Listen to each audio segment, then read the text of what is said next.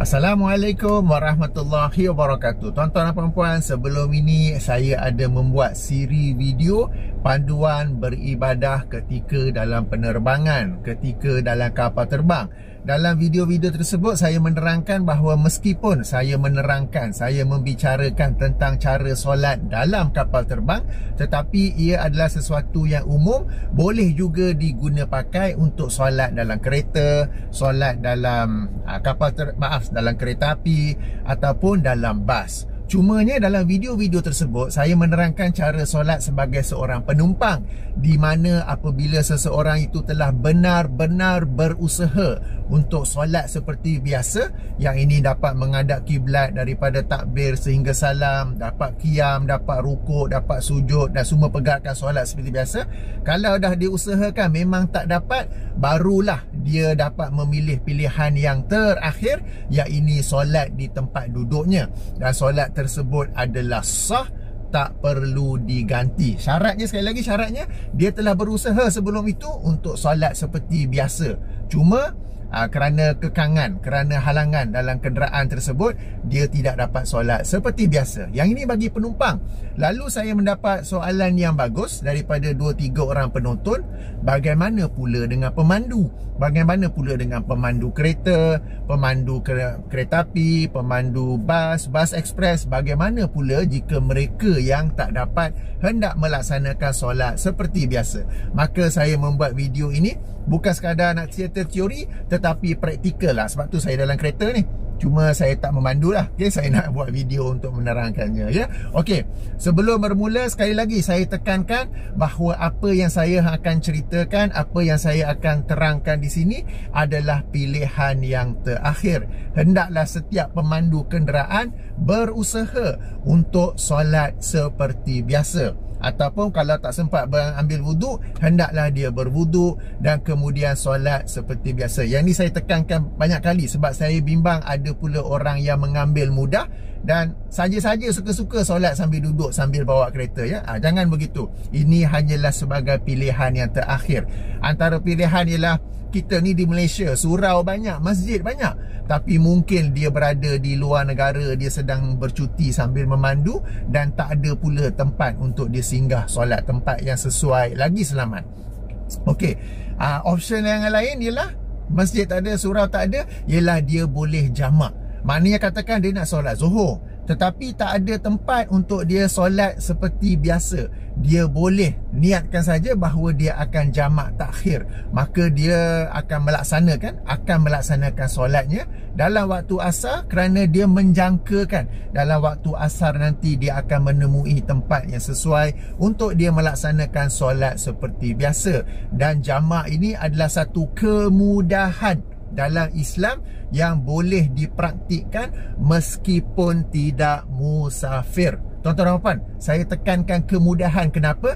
Kerana sebahagian orang meletak begitu banyak syarat tentang solat jamak, solat kasar ni, sehingga apa yang sebenarnya satu kemudahan untuk umat Islam akhirnya menjadi satu kesukaran. Lalu orang pun tak nak jamak, tak nak kasar, ya. Jadi meskipun anda tidak musafir, berarti anda berada di tempat anda itu sendiri, tapi stuck dalam traffic jam ke apa ke, anda ada satu kemudahan, iaitu jamak. Tapi jamak saja, bukan kasar. Kasar disyaratkan oleh musafir, sementara jamak disyaratkan oleh kesukaran untuk melaksanakan solat dalam waktunya. Saya ada membuat video khusus tentang jamak dan kasar ini. Sila rujuk dalam playlist yang saya sertakan bersama ini, ya. Jadi katakanlah dia dah plan untuk buat jamak takhir, tapi tak ada juga tempat untuk melaksanakan solat, ataupun solat yang tak boleh jamak seperti solat subuh. Okey, waktu pula pendek dan tak ada pula tempat untuk dia solat dengan solat seperti biasa, ya.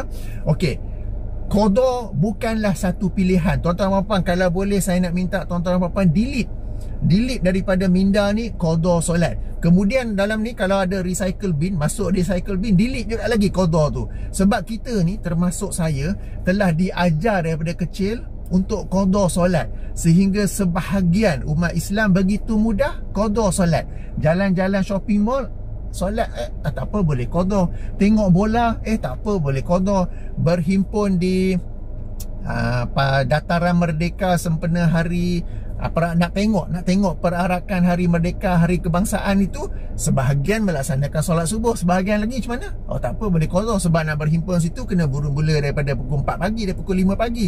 Okey, ada yang hiking, naik panjat bukit, hiking, nak tengok sunrise, nak tengok matahari naik, dia kena bermula pukul 5 pagi supaya sampai pada puncak pada waktu sunrise tersebut. Solat subuh macam mana? Tak apa, boleh qada. Nak tengok matahari tetapi tidak mahu sujud kepada yang mencipta matahari itu. Okey, jadi tuan-tuan dan puan-puan, qada ni kalau kita merujuk kepada sunnah Nabi SAW hanyalah untuk kes tertidur atau tersilap.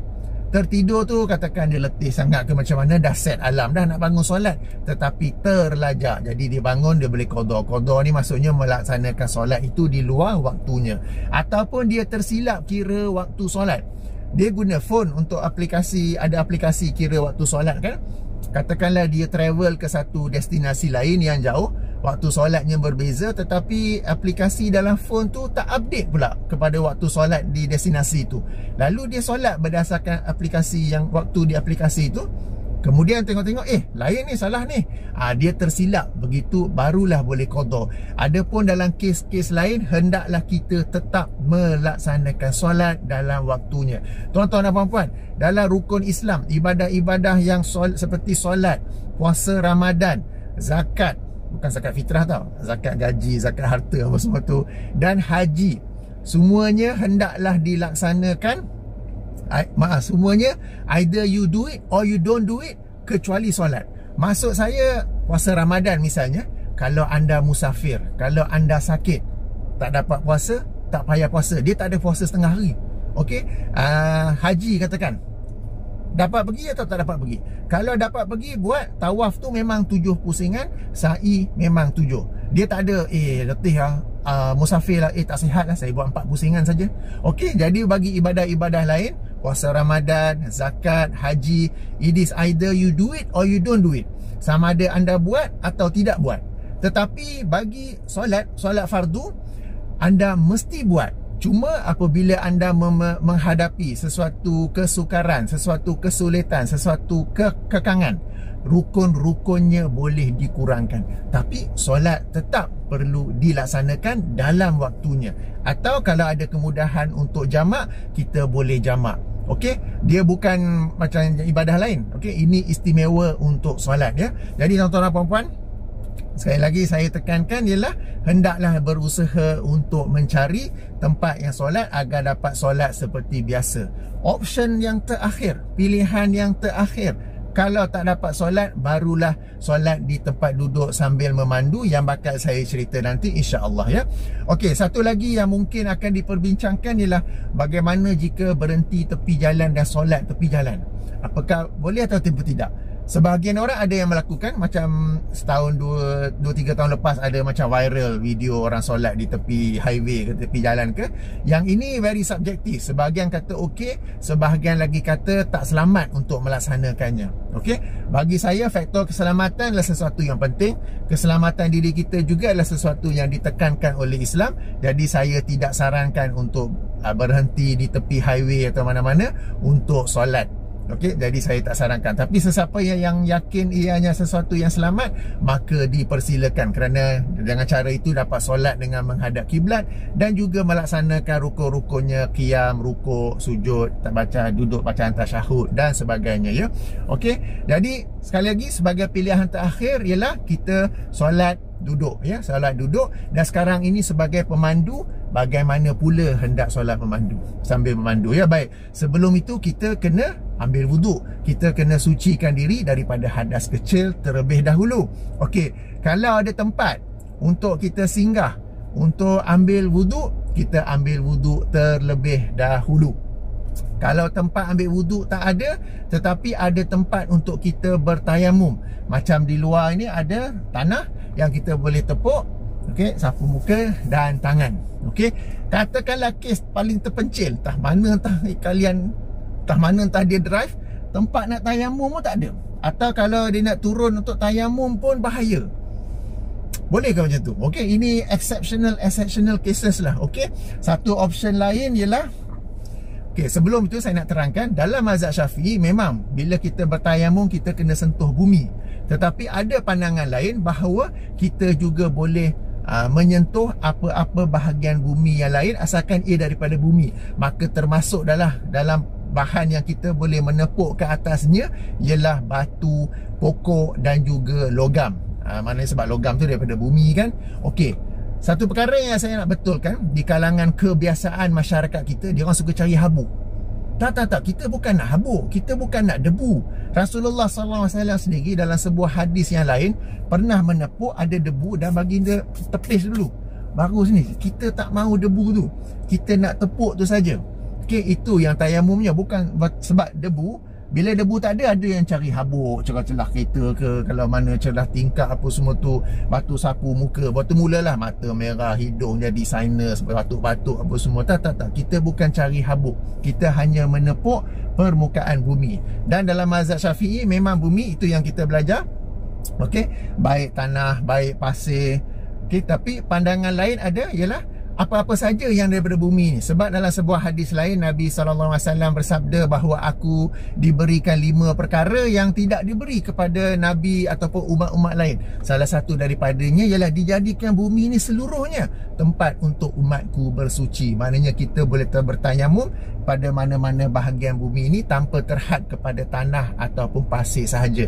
Antaranya ialah batu, antaranya ialah pokok, antaranya ialah logam. So bila kita sebut pokok kayu, alright, jadi kita boleh bertayamum dengan sesuatu yang diperbuat daripada kayu. Dan saya dalam kereta ada benda ni. Yang ini sebenarnya kita kata coaster. Coaster ni alas yang kita letak minuman atas ni bila meja kan. Tapi bila disebabkan ia diperbuat daripada kayu, boleh beli saja. Jadi saya simpan dalam kereta. Kalau saya terpaksa bertayamum, maknanya saya tidak dapat berwuduk seperti biasa, maka boleh saya menepuk ini dan kemudiannya saya bertayamum. Okey, muka dulu tangan. Dalam satu riwayat lain tangan dulu baru muka. Tangan pun sini saja, tak payah ke sini. Okey, jadi pilihan yang pertama ialah kita mengangkat diri daripada hadas kecil. Sekali lagi saya tekankan, kita cuba berwuduk seperti biasa. Kalau tak dapat berwuduk, kita bertayamum. Kita boleh saja menepuk tanah jalan raya ni, jalan raya pun boleh. Tapi itulah, selamat ataupun tidak untuk berhenti. Tak tahulah mana yang seseorang itu memandu yang sampai-sampai dia tak boleh nak berhenti, sekadar menepuk jalan raya. Jalan tar boleh tepuk atas tu saja. Tak payah pergi cari pasir, tak payah pergi cari habuk. Dan kemudian bertayamum supaya kita dapat mengangkat diri daripada hadas kecil, dan dengan itu kita dapat melaksanakan solat. Tayamum satu lagi saya nak jelaskan ialah ia juga dapat digunakan untuk mengangkat daripada hadas besar. Katakanlah seseorang itu dia tak macam mana dalam keadaan junub. Okey, nak mandi wajib tak ada. Subuh dah masuk dah ni. Macam mana? Tayamum boleh juga untuk menggantikan mandi wajib. Cuma bila dia dapat air, hendaklah dia mandi wajib seperti biasa. Adapun untuk mengangkat diri daripada hadas kecil, ya, bila dah temui air, tak payah ambil air dan solat balik. Itu tak payah. Hanya untuk mandi wajib. Mandi wajib yang jika pada awalnya dia bertayamum untuk mengangkat diri daripada hadas besar, kemudian apabila dia menemui air, hendaklah dia mandi dengan air. Okey, itu untuk mengangkat diri daripada hadas besar. Kalau hadas kecil sudah pun bertayamum, kemudian dry jumpa air, tak payah ambil wuduk sekali lagi, tak payah, ya. Okey, termasuk dalam kes ini ialah seorang wanita, yang seorang muslimat yang mungkin dia dalam keadaan haid. Okey, dan dia tengok haidnya sudah pun kering, sudah pun berhenti. Dia dapat membersihkan dirinya, tetapi dia pun kena mandi wajib sebelum melaksanakan solat. Betul? Tak ada pula air nak mandi wajib. Ataupun kalau ada air, tak sesuai pula untuk mandi wajib, maka dia boleh bertayamum. Para muslimat perhatikan perkara ini, ya, sebab ada sebahagian muslimat yang saya tahu apabila mereka haid, kemudian haid sudah pun berhenti, sudah pun kering, tetapi mereka tidak ada kemudahan untuk mandi, lalu mereka tidak solat kerana tidak mandi, padahal boleh bertayamum. Ini sebagai contoh, katakan muslimat ni bekerja di pejabat. Sebelum keluar rumah, dia cek masih lagi period, sikit je tinggal. Tapi by the time tengah hari dia cek dah kering. Pukul 2, pukul 3 dia cek confirm kering. Jadi dia dah boleh solat zuhur. Dia dah boleh solat asar, tetapi dia di pejabat. Macam mana aku nak mandi wajib kat sini? Sebenarnya dia boleh bertayamum sahaja. Haidnya sudah kering, dia bersihkan dirinya, kemudian boleh menepuk. Katakan kalau di pejabat, tandas, lazimnya lantai simen kan, jubin, simen, tiles, boleh menepuk situ, bertayamum dan boleh solat. Kemudian petang, maghrib dah sampai rumah, baru dia mandi wajib. Solat zuhur dan asar yang pada awalnya tu dia bertayamum, itu adalah sah, tak payah ulang ya. Okey, yang ini penting. Sekali lagi saya ulangi, sebab sebahagian muslimat ada yang sudah berhenti, sudah suci daripada haidnya tu, tetapi dia tidak solat sebab dia lihat tak ada cara, tak ada tempat untuk dia mandi wajib. Padahal tayamum boleh digunakan untuk menggantikan mandi wajib jika dia tidak dapat mandi wajib. Okey, baik. So sekarang ni tadi sudah settle tentang mengangkat diri daripada hadas kecil ataupun hadas besar. Sekarang ni dia hendak melaksanakan solat. Macam mana pula? Okey, dalam bab ini sebelum ni saya ada kongsi hadis Nabi SAW dalam Sunan Tirmizi dan juga Musnad Ahmad, bagaimana Rasulullah SAW dan para sahabat dalam satu perjalanan, lalu mereka berada dalam satu lorong yang sempit dan sudah pun masuk waktu solat, tetapi hari pula hujan dan permukaan tanah pula becak. Mereka tidak dapat turun daripada kenderaan untuk melaksanakan solat. Rasulullah SAW dalam lafaz Musnad Ahmad menyuruh muazzin melakukan azan, kemudian iqamat, dan baginda solat di atas tunggangan, tak disebut sama ada kuda ataupun unta, dan para sahabat juga solat. Maknanya mereka solat berjemaah sambil meneruskan perjalanan. Okey, bila lorong tu sempit, maknanya mereka tidak ada kebebasan untuk menghadap kiblat. Okey, dan apabila di atas kenderaan diterangkan bahawa Rasulullah SAW sujud lebih rendah berbanding rukuk, dan apabila di atas kenderaan sudah tentu tangan sedang memegang tali, sebut tali apa? Tali yang tali kekangan haiwan ke? Okey, tali itulah. Okey, untuk haiwan tu. Kalau paling-paling pun sebelah tangan. Okey, sebelah tangan. Okey, tentang hadis ini, tentang darjatnya dan pengamalan ulama tentangnya telah saya jelaskan dalam sebuah video yang lain berjudul Ustaz Muhaizat dan Hukum Solat di Atas Kenderaan yang Bergerak. Video yang panjang ya, sejam tak silap saya, perbincangan yang ilmiah. Okey, Ustaz Muhaizat dan Hukum Solat di Atas Kenderaan Bergerak. Sekali lagi, video tersebut dalam playlist yang saya sertakan. Mana nak cari playlist? Exit video ini, tag pada tajuk, akan keluar satu kotak. Di situ ada playlist. Dalam playlist tu senarai video saya tentang paduan beribadah ketika dalam penerbangan. Salah satu video tu ialah tentang solat jamak kasar. Salah satu video ialah yang berjudul Ustaz Muhaizat dan Hukum Solat di Atas Kenderaan Bergerak. Di situ saya ada menjelaskan secara terperinci tentang hadis itu, tentang darjatnya dan tentang pandangan ulama tentang mempraktikkan hadis tersebut ya. Okey, jadi sekarang ni kita sudah ada dalilnya bagaimana cara solat. Okey, tadi sudah pun bertayamum, sudah pun berwuduk ataupun bertayamum. Cara solat ialah sama juga begini, cuma satu tangan pegang steering. Okey, satu tangan pegang steering. Nak pegang tangan kanan ke tangan kiri bergantung signal anda sebelah mana. Saya sekarang dalam Proton X70, signal sebelah kiri. Jadi tangan di sini, tangan di sini. Supaya kalau saya terpaksa beri signal, saya akan bagi signal. Tuan-tuan dan puan-puan, tolong jangan menggolongkan diri anda daripada kalangan mereka yang mendanya rendah. Mereka ni tak dapat multitasking. Kita kesian kat dia orang, kita kesian je lah. Okay, sebahagian orang they are mentally incapable to do multitasking. So bila dia orang nak tukar lane, dia orang fokus nak tukar lane, sampai fokusnya tu satu je, dia tak boleh nak fikir bagi signal. Bila dia orang nak masuk simpang, dia fikir nak masuk simpang je, otak dia tu boleh fikir satu je, dia tak boleh fikir nak bagi signal. So kita maafkan mereka ke atas kelemahan minda mereka. Tuan-tuan dan puan-puan boleh multitasking kan? Kita boleh buat paling kurang dua je. Satu bagi signal, dua kita tengok nak turn simpang. Satu bagi signal, satu lagi kita nak tukar lane kan. Okey, jadi jangan tergolong dalam diri orang yang tak bagi signal. Mereka tu dia mentally incapable. Nak sebut mentally retarded macam sadis sangat pula. Okey, jadi tangan di sini, satu lagi pegang steering supaya kalau nak bagi signal boleh. Okey, kalau kereta kita ni alignment apa semua okey, kita nak takbir sekejap, maknanya melepaskan steering sekejap, boleh-boleh saja kan? Boleh kan? Kereta lepas steering ni terus masuk longkang ke? Tak kan? Okey, jadi kita boleh lepas steering sekejap untuk takbir Allahu Akbar. Okey, kemudian kita solat macam ni dan kita bacalah doa iftitah, kita baca surah Al-Fatihah, kita baca surah selepas Al-Fatihah, kemudian rukuk. Okey, rukuk caranya ialah kita tunduk, tapi penting mata tetap pandang depan. Jangan rukuk pandang bawah. Maknanya sudah baca Al-Fatihah semua, Allahu Akbar, kita tunduk ke bawah, tapi mata tetap pandang depan sebab kita masih sedang memandu, kenderaan sedang bergerak ni tau. Bukan berhenti tepi jalan, kenderaan masih sedang bergerak. Okey, kita pandang depan. Kemudian boleh let go sekejap, sami Allahu liman hamidah, rabbana lakal hamdu. Kemudian sujud. Kita tunduk lebih rendah, tetapi mata tetap pandang depan. Jangan pandang bawah. Okey, sebab kita sedang memandu. Okey, kenderaan sedang bergerak, bas sedang bergerak, kereta api sedang bergerak.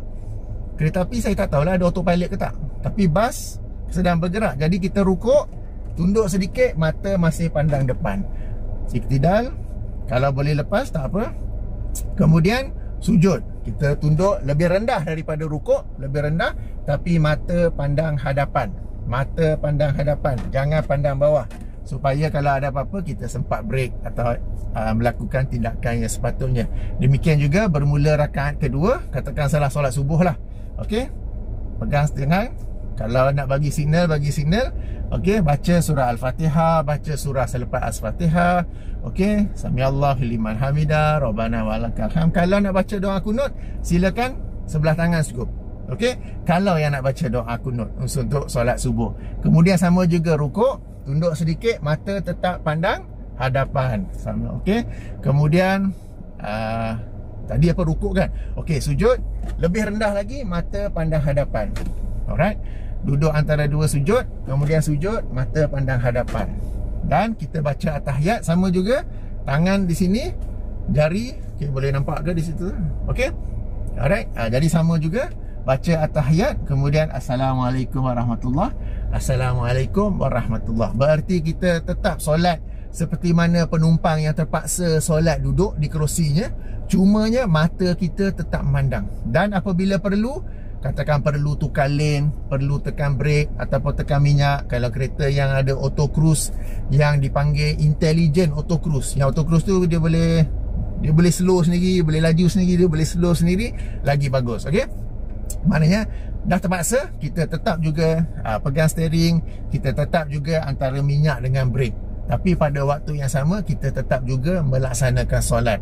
Okey, mata jangan lepas daripada memandang ke hadapan.